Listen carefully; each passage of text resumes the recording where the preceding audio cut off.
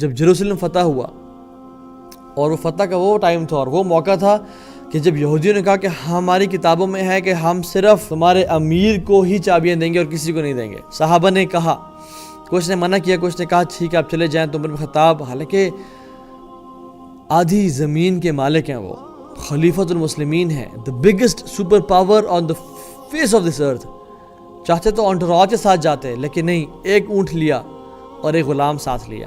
اور غلام بھی ایسا نہیں کہ وہ بھی ساتھ ساتھ جو ہے وہ اپنے اونٹ پہ سوار ہو یا پیدل چلتا رہے، نہیں، ٹرنز لیں کہ ایک دفعہ تم اونٹ پہ چڑھو گے، ایک دفعہ میں چڑھوں گا، پھر تم چڑھو گے میں واک کروں گا، اور پھر میں چڑھوں گا تم واک کرو گے.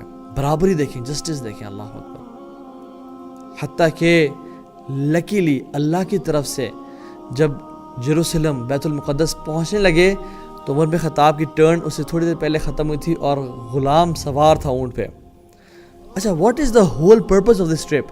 کہ عمر بن خطاب انٹر ہوں ایز اے خلیفہ to receive the keys of بیت المقدس، رائٹ؟ غلام نے منتیں کی کہ آپ اوپر آ جائیے، آپ بیٹھ جائیے. This was not the purpose. ہم تو ٹرنز لے رہے تھے کہ ہم وہاں تک پہنچ جائیں گے، اب تو ہو گیا نا، اب تو سفر ختم ہو گیا، اب آپ آ جائیں. انہوں نے کہا نہیں، انہوں نے کہا اب تمہاری باری، تم اوپر ہی رہو گے.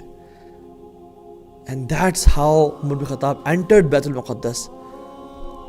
اور ان کے کپڑے پہ جو ہے نا پیبند لگے ہوئے ہیں، اور اس بیت المقدس انٹرنس سے کچھ ٹائم پہلے، کچھ دیر پہلے ایک ڈرٹ کا اور ایک مڈ کا پونڈ تھا جس سے وہ گزرے، جس کے ان کے کپڑے بھی گندے ہوئے ہیں، لیکن they never cared about it. وہ بھی مسلمان تھے، ہم بھی مسلمان ہیں، مگر ہم دین کو اون ہی نہیں کرتے.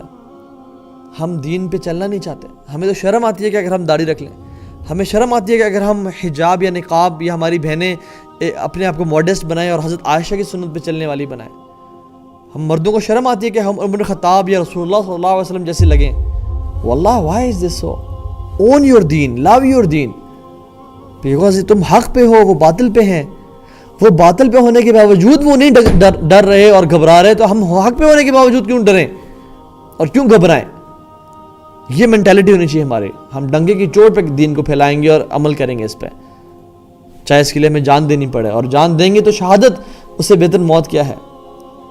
اور اگر شہادت نہ ملی تو پھر فتح، اور اللہ تعالیٰ کی فتح کا وعدہ ہے مسلمانوں سے.